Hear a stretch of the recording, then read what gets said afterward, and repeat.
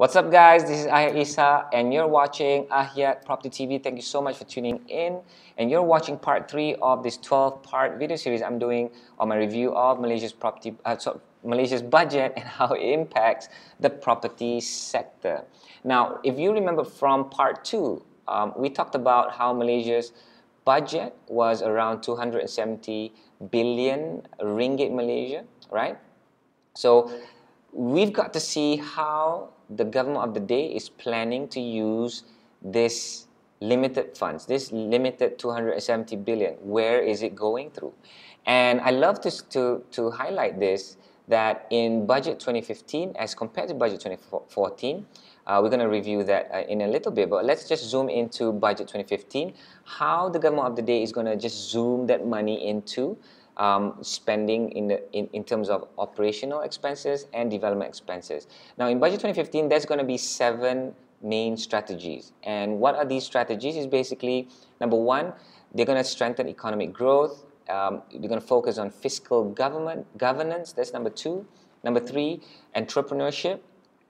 Number 4, the Bumi agenda, the Bumi Putra agenda. Number 5, role of women. Number 6, youth transformation. And number 7, well-being of the Rakyat. Now, this wouldn't make so much sense to you, but like I mentioned in part 2, we understand something more effectively. We comprehend something more powerfully if we understand how it compares to something else. We're going to compare it with, of course, budget 2015 with the year before.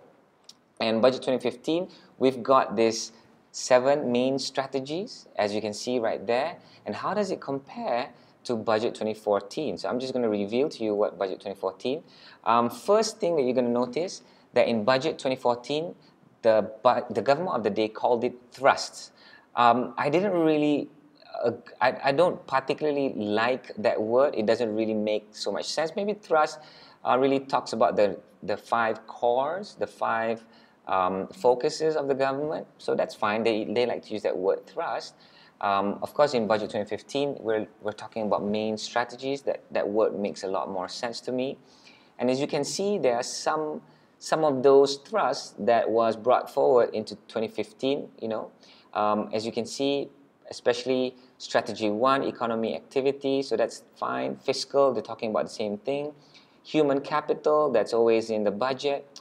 Then from budget 2014, it removed the urban and rural development, and it just broke it up to Bumi Putra agenda, role of women, and youth transformation. It just has more focus on the Bumi agenda, the role of women, and youth transformation.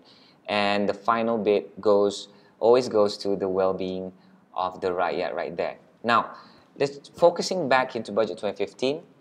Not all strategies I identify, I observe, I studied has an impact to the property market.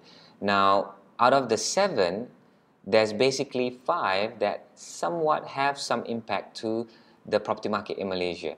And it's easier to say which does not have the impact. I'm just going to reveal this to you.